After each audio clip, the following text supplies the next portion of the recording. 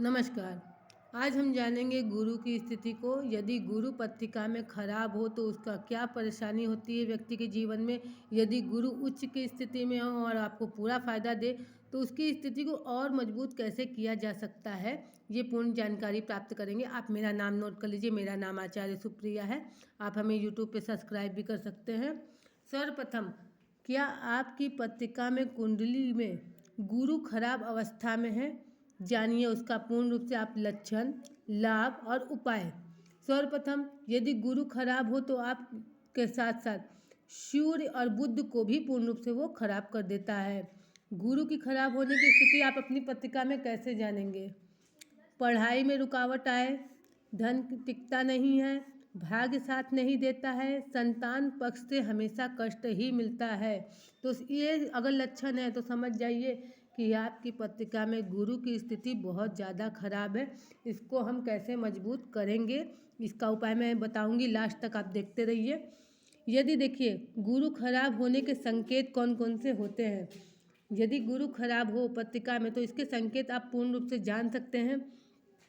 सही निर्णय नहीं ले पाना, भाग्य साथ नहीं देना, सामाजिक रूप से मान सम्मान में कमी, जीवन में बार बार रुकावटें आना। जैसे आप कोई भी कार्य करें और उस कार्य में पूर्ण रूप से आप कितना भी धन लगा चुके हो लेकिन आपको रुकावट या कोई ना कोई कमी मिलना, ये गुरु की स्थिति खराब होने की वजह से होता है।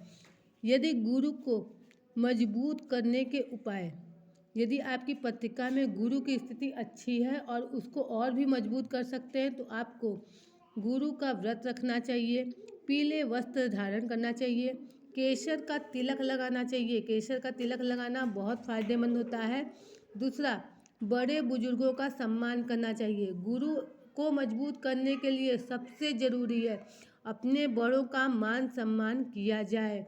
यदि आप गुरु का मान सम्मान करेंगे तो गुरु आपको पूर्ण रूप से फायदा कराएगा ही कराएगा, ये बात मान के चलिएगा।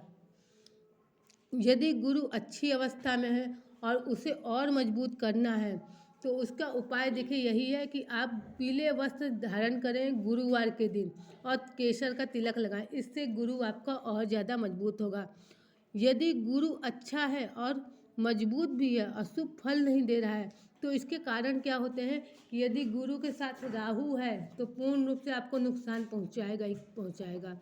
गुरु के साथ यदि केतु आ जाता है तो वो भी आपको पूर्ण रूप से नुकसान देगा। यदि गुरु अच्छी अवस्था में नहीं है तो सूर्य और बुध इन दोनों को दिक्कतें पहुंचाता है। ये ग्रह नक्षत्र भी आपका साथ नहीं देते हैं। करना क्या चाहिए? यदि देखिए आपके पास पॉजिटिव है तो आप पुखराज धारण करेंगे, आपका गुरु बहुत ज़्यादा मजबूत होगा जिससे आपके कार्य क्षेत्र की स्थिति मजबूत होगी।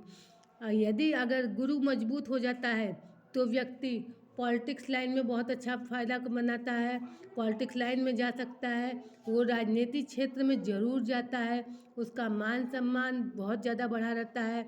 धन की स्थिति हमेशा मजबूत रहती है। जिनका गुरु अच्छा हो जाए उनको अचानक से ही धन मिलता है और उनकी स्थितियों को हमेशा सुधार आता ही रहता है। उनको सामाजिक मान सम्मान बहुत ज़्यादा मिलता है। जिनकी गुरु की स्थिति मजबूत हो जाती है उनको हमेशा मान सम्मान की स्थिति बनी रहती है। उनको किसी प्रकार की दिक्कतें नहीं होती हैं। यदि विवाह की स्थिति देखी जाए, यदि गुरु खराब अवस्था में है तो वो आपको विवाह में भी दिक्कत देगा। जैसे तलाक वगैरह होता है या हमेशा शारीरिक कष्ट हो, मानसिक रूप से टेंशन हो, विवाह के अंदर ये चीज़ें होती रहती हैं। और यहीं अगर गुरु की स्थिति मजबूत हो तो व्यक्ति की 28 साल की उम्र में विवाह हो जाता है।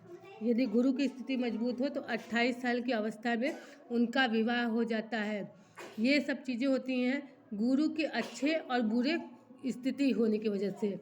तो मेरा नाम आचार्य सुप्रिया है। यदि आप मेरे द्वारा अपनी कुंडली लिखवाना चाहें या किसी भी ग्रह नक्षत्र के विषय में बात करना चाहें तो आप हमारा फ़ोन नंबर नोट कर लीजिए 8887605859।